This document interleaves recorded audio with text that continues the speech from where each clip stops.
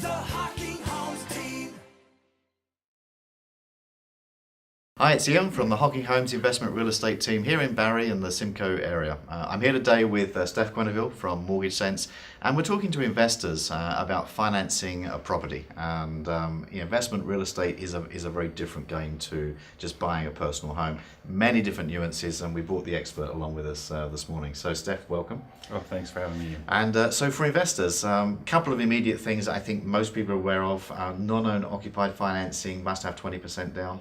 Correct. As a matter of fact, 20 or 25, there's lots of different scenarios. So let's start with 20 and we'll make our way from there. But depending on what you need in a mortgage, different institutions do it differently.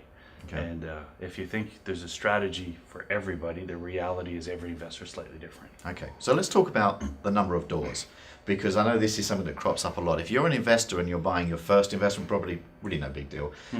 But if your intention is to buy 4, 5, 6, 7 or more, at some point here, the banks are going to not want to finance you. Tell me about counting doors and what does that mean? Yeah, so doors are a big deal. It depends on the lender. Most lenders won't exceed 4 doors, and that includes the one you live in. Oh, so keep okay. that in mind. So a fourplex is 4 doors? 4 doors. So one building, 4 doors? Right, and Okay. if you already had a property, they'd obviously make an exception and buy all 4. But the reality is 4 doors is the general rule, is the limit. And then after that, there's a couple of lenders that will consider more. But again, the criteria change, and you have to, as part of your plan, think of that. So a lot of times we'll take the first 15 minutes of every meeting and talk about what your goals are and title planning. Let's make a plan as to what we want to do with title so that we can put you in a position to buy as many as you'd like to buy. Okay, so possibly maybe not closing in your own name, but possibly closing in a corporation name or something like that. Yeah, corporation name, or maybe you have a partner on a property. Okay. A lot of different scenarios like that. Okay, so accountancy advice is required as well for Yeah. that, most definitely from the corporation perspective. Maybe your wife buys some and you buy the rest. Okay, fair enough. What else we need to know from an investor? I mean, I know we're going to do a complete segment on VTBs, but a vendor take-back mortgage is obviously interesting potentially. Yeah, VTBs are great. They're a great tool, especially when you can find someone who's willing to work with you on them. They're a great way of increasing your return because you can limit your investment. Okay. So on most properties, you could put 10 or 15% down of your own money. If you can get a VTB for the rest, it puts you in a position where you've invested less. Your return goes up. Your return on investment. Fair enough.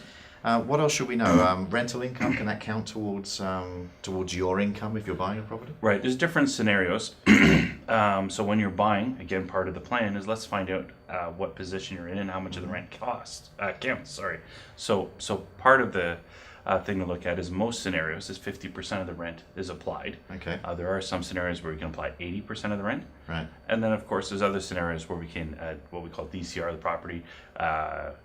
Generally, you've had tenants there for over a year, and we can cash flow the property just so it pays for itself, and then we go from there. And the last point I want to ask you about, the last month's rent that usually comes with an investment property, can that be used for the down payment? Last month's rent, so we have to prove the down payment, so you could use it as long as we can justify where it came from. Okay. And we just have to show where it came from. So in most cases, it can be used. If it was a 5% credit, like in a rent-to-own deal, probably not right away. Okay, fair enough. Terrific. So as you can tell, this is a very complicated area. You really need to speak to the experts. Steph is an investor, not just a mortgage broker, so he really understands this investment field, which is one of the reasons why we work so closely with him. Steph, thank you so much for your advice today. How do we find you if we want to give you a call? Give us a quick call at 705-727-0030 or our website at www.mortgagesense.com. Okay, or click the link below, fill in the form, and it'll come straight to Steph. So thanks very much. It's Ian at the Hocking Homes Real Estate Investment Team.